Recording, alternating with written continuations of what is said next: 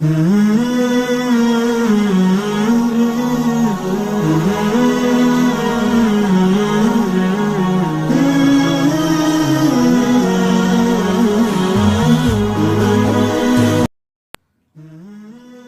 باللہ من الشیطان الرجیم، بسم اللہ الرحمن الرحیم۔ ناظرین محترم، آج کا ہمارا موضوع ہے فطرانہ یا فطرہ۔ مختلف سوالات ہیں ہمارے پاس۔ بیسیکلی صدقہ دو قسم کا ہے، یا صدقہ واجب ہے احکام خمسہ میں سے، یا صدقہ مستحب ہے۔ مستحب صدقہ جیسے امام ضامن آپ دیتے ہیں، باندھتے ہیں، اسے مستحب صدقہ کہا جاتا ہے، یا اس طرح کی دیگر صدقات یہ مستحبات میں آتے ہیں۔ واجب صدقہ جیسے زکوٰۃ ہے یا فطرانہ ہے، البتہ فطرانہ بھی ایک قسم کی زکوٰۃ ہے، یعنی زکوٰۃ واجب صدقہ ہے، اور پھر زکوٰۃ کی دو قسمیں ہیں، ایک عام مال کی زکوٰۃ ہے اور ایک فطرانہ جو ہے وہ یہ زکوٰۃ فطرہ ہے، عام طور پہ یہ ہے۔ لغوی اس کا معنی فطرانہ، تین قسم کے معنی اس کے لغوی ڈکشنری کے اندر جو ذکر کیے گئے ہیں۔ پہلا معنی خلقت کے معنی میں ہے۔ جب خلقت کے معنی میں ہوگا تو اس کا ہوگا زکوٰۃ البدن، یہ اس کا معنی بنے گا، جسم کی زکوٰۃ، یعنی انسان کے اوپر مختلف مصیبتیں، پریشانیاں، ٹینشنیں، مشکلات آتی رہتی ہیں، تو جب یہ انسان فطرانہ دیتا ہے، کسی غریب اور فقیر کی مدد کرتا ہے فطرانے کے ذریعے، تو اللہ رب العزت اس کی حفاظت کرتا ہے، اس کی بدن کے اوپر آنے والی آفتیں اور پریشانیوں کو وہ دور کر دیتا ہے، اللہ رب العزت اس کا محافظ بن جاتا ہے۔ بس یہ زکوٰۃ بدن ہو گئی، گویا کہ انسان نے اپنے بدن کی زکوٰۃ نکال دی ہے اور اللہ اس کا محافظ بن گیا۔ دوسرا معنی کیا ہے؟ اسلام کے معنی میں ہے، یعنی زکوٰۃ اسلام ہے، چونکہ اسلام کے شعائر میں سے ہے، اس وجہ سے یہ زکوٰۃ اسلام ہے۔ تیسرا معنی ہے کہ روزہ کھولنے کے مقابلے، روزہ کے مقابلے میں جو افطار ہے اسے یہ فطرہ کہا جاتا ہے، یہ ایک معنی ہو گیا۔ اس کے بعد احادیث بہت زیادہ ہیں اس کے بارے میں۔ حضرت امام جعفر صادق علیہ السلام سے جب پوچھا گیا کہ قد افلح من تزکا کی تفسیر کیا ہے، کہ انسان وہ کامیاب ہو گیا کہ جس نے اپنے آپ کو پاک کر دیا، تو امام جعفر صادق علیہ السلام نے اس کی تفسیر میں سے ایک یہ تفسیر کی ہے کہ امام علیہ السلام نے یہ فرمایا کہ جو فطرہ ادا کرتا ہے اس نے اپنے آپ کو پاک کر لیا، اس نے وہ کامیاب ہونے والا ہے۔ اور پھر کہا کہ اگر اس کا یہ معنی ہے تو وَذَكَرَ اسْمَ رَبِّهِ فَصَلَّى کا کیا معنی ہوگا؟ کہا کہ جو صحرا میں جا کے نماز عید ادا کرتا ہے تو یہ فصلہ کا مصداق بن جائے گا، یہ حدیث کے اندر۔ اس کے علاوہ حضرت امام جعفر صادق علیہ السلام نے ارشاد فرمایا کہ جس طرح نماز کا کمال یہ ہے کہ انسان محمد و آل محمد پہ صلوات بھیجتا ہے تو اس کی نماز کمال حاصل کر لیتی ہے، تو اسی طرح ماہ مبارک رمضان کے بعد جب انسان فطرانہ ادا کرتا ہے تو اس کے روزے کمال حاصل کر لیتے ہیں۔ جس طرح صلوات کے بغیر نماز نہیں ہوتی، گویا کہ اس طرح فطرانے کے بغیر روزے نہیں ہوتے، البتہ یہ تاکید کے لیے کہا گیا ہے۔ اس کے علاوہ اور بھی بہت سی زکوٰۃ فطرانہ کے بارے میں بہت زیادہ روایات ہیں۔ امام علی علیہ السلام نے بہت زیادہ تاکید کی کہ فطرانہ ادا کیا جائے، کہا کہ یہ تمہارے نبی کی سنت ہے، اس کو ادا کرو۔ پھر امام جعفر صادق علیہ السلام کے بارے میں یہ ملتا ہے کہ امام علیہ السلام نے ارشاد فرمایا کہ متعب جاؤ، اپنے غلام کو کہا کہ جاؤ جلدی سے جا کے فطرانہ ادا کرو، وہ افراد کے جن کا فطرانہ ہمارے اوپر واجب ہے جا کے ان کو ادا کرو، کہیں ایسا نہ ہو کہ وہ مر جائیں۔ مولا سے پوچھا گیا کہ کیوں وہ مر جائیں؟ کہا کہ یہ جو بندہ فطرانہ ادا نہیں کرتا، یہ خوف رہتا ہے کہ اس کی موت واقع ہو جائے، تو یہ زکوٰۃ بدن ہے، یہ بدن کا بیمہ کر دیتی ہے یہ زکوٰۃ، تو اس وجہ سے بہت سی اس کی تاکید ہے۔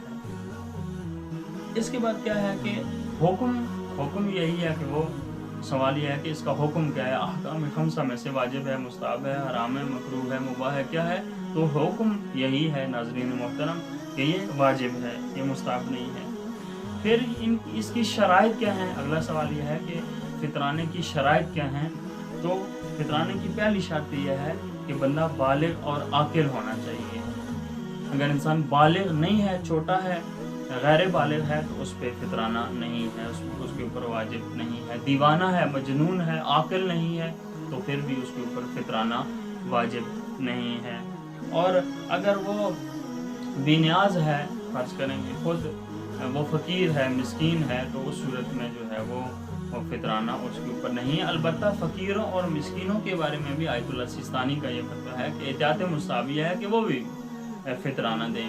تو وہ کیسے دیں؟ فرض کریں 7 افراد گھر کے ہیں تو ایک بندہ جو ہے اس کے لیے مستحب ہے کہ وہ فطرانہ نکالے جو بھی اس کے پاس موجود ہے، تو اپنے دوسرے برادر کو وہ فطرانہ دے، دوسرا وہی فطرانہ تیسرے کو دے، تیسرا اسی طرح، چوتھے کو، پانچویں کو، اس طرح آخر تک 7 افراد کے جو گھر کے اندر موجود ہیں وہ ایک دوسرے کو فطرانہ گویا کہ انہوں نے ادا کر دیا ہے۔ یہ فقیروں کے لیے بھی مستحب ہے۔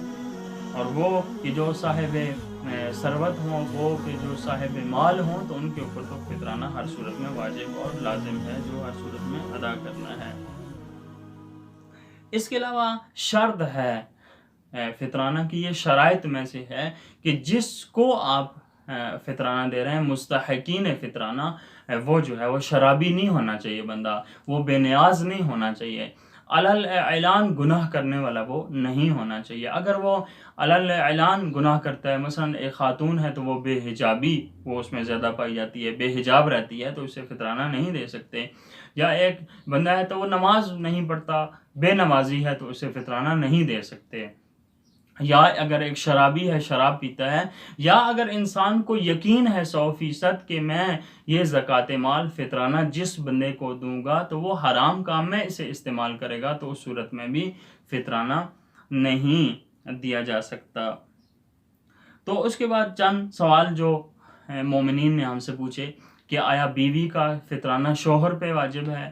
تو اس میں یہی ہے کہ بیوی کا خرچہ جو ہے، جو بھی اٹھا رہا ہے، اگر بیوی اپنے ماں باپ کے پاس رہ رہی ہے اور وہی خرچہ اس کا اٹھاتے ہیں تو انہی پہ اس کا فطرانہ واجب ہے۔ اگر شوہر کے گھر ہے اور شوہر ہی جو ہے اس کا خرچہ اٹھا رہا ہے تو پھر شوہر کے اوپر واجب ہے۔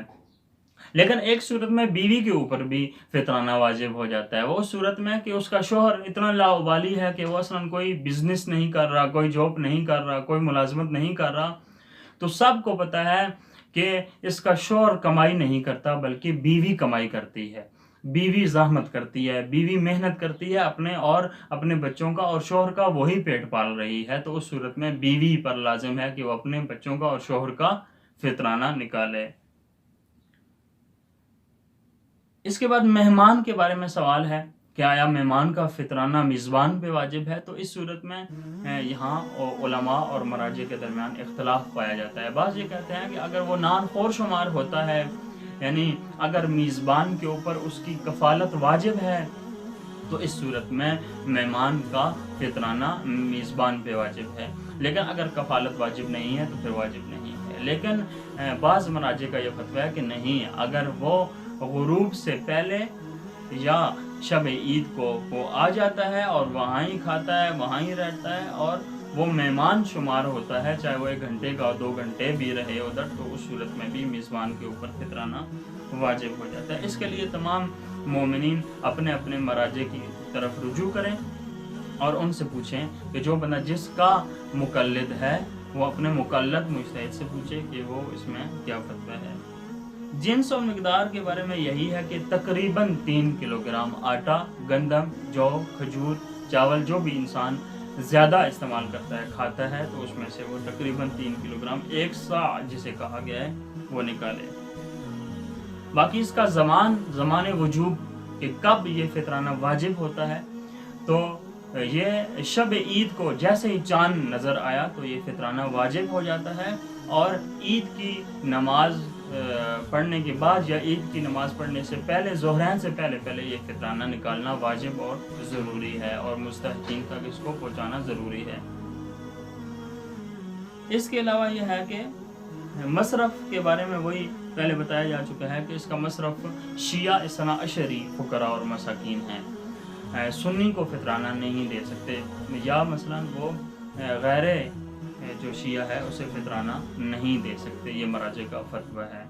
اس کے علاوہ یہ کہ اپنے شہر میں اگر مستحقین موجود ہوں تو پھر اپنے شہر سے باہر کسی کو فطرانہ نہیں دے سکتے۔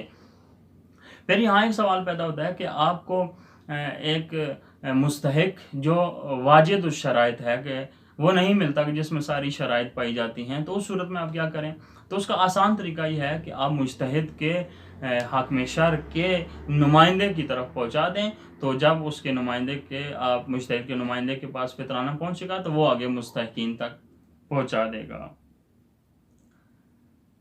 تقریباً آخری سوال یہ ہے کہ آیا سید غیر سید سے فطرانہ لے سکتا ہے یا نہیں لے سکتا؟ تو وہ حرام ہے، قطعاً نہیں لے سکتا۔ سید غیر سید سے نہیں فطرانہ لے سکتا۔ سید فطرانہ سید کو دے سکتا ہے اور لے بھی سکتا ہے، لیکن غیر سید سے سید فطرانہ نہیں لے سکتا۔